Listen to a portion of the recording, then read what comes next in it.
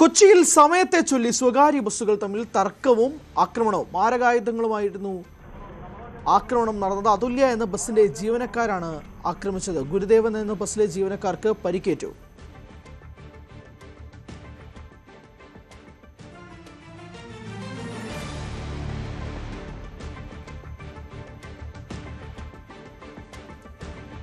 നവമിയുണ്ട് വിശദാംശങ്ങളുമായി. നവമി, ഈ സ്വകാര്യ ബസ്സിലെ ആക്രമണങ്ങൾ കൊച്ചിയിൽ ഒരു പതിവ് കാഴ്ചയാണ്. പലപ്പോഴായിട്ട് ഇതുപോലുള്ള കാര്യങ്ങൾ, വാർത്തകൾ നമ്മൾ റിപ്പോർട്ട് ചെയ്തിട്ടുണ്ട്. ഈ സാഹചര്യം എങ്ങനെയാണ്? ഇത് പരിക്കേറ്റവർ ഇപ്പോൾ അവരുടെ ആരോഗ്യസ്ഥിതി എങ്ങനെയുണ്ട്? ഹരി, നമുക്കറിയാം എപ്പോഴും ബസ്സിൽ ഈ സമയത്തെ ചൊല്ലിയാണ് മരണപ്പാച്ചിൽ നടത്തുന്നത്. അത് ഹരി പറഞ്ഞതുപോലെ തന്നെ കൊച്ചിയിൽ മാത്രമല്ല, കേരളത്തിലുടനീളം ബസ്സുകളുടെ മത്സരയോട്ടവും അത് കാരണം നിരത്തിൽ പൊലിയുന്ന ജീവനുകളുടെ എണ്ണവും ഒക്കെ നമ്മൾ ദിവസേന വാർത്തയാക്കുന്നതാണ്. ഇവിടെ എന്തായാലും കൊച്ചിയിലും വീണ്ടും ഇത്തരത്തിലുള്ള കാര്യങ്ങൾ ആവർത്തിക്കുകയാണ്. ഇതിപ്പോൾ അതുല്യ ബസ്സിന്റെ ജീവനക്കാരാണ് ആക്രമിച്ചത്. മാരക ആയുധങ്ങളുമായി എത്തിയായിരുന്നു ആക്രമണം. ഗുരുദേവൻ എന്ന ബസ്സിലെ ജീവനക്കാർക്കാണ് പരിക്കേറ്റത്.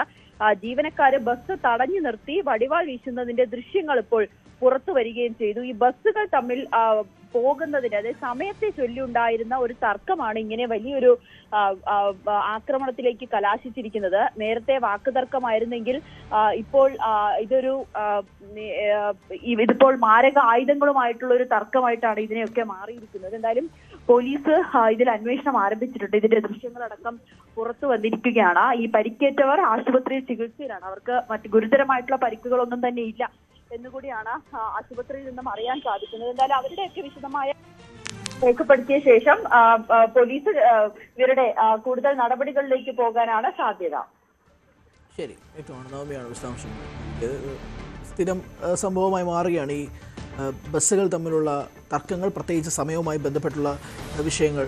എന്തായാലും ഇതിൻ്റെ ഏറ്റവും ഒടുവിലത്തെ ഇതാണ് ഇപ്പോൾ കൊച്ചിയിൽ സംഭവിക്കുന്നത്. ബസ് ജീവനക്കാർ തമ്മിൽ അടിക്കുന്ന ഒരു കാഴ്ച. എന്തായാലും തർക്കവും വാക്കേറ്റവും പരിക്കേറ്റിരിക്കുന്ന ഒരു സാഹചര്യവും ഉണ്ട്. നവമിയാണ് വിശദാംശങ്ങൾ.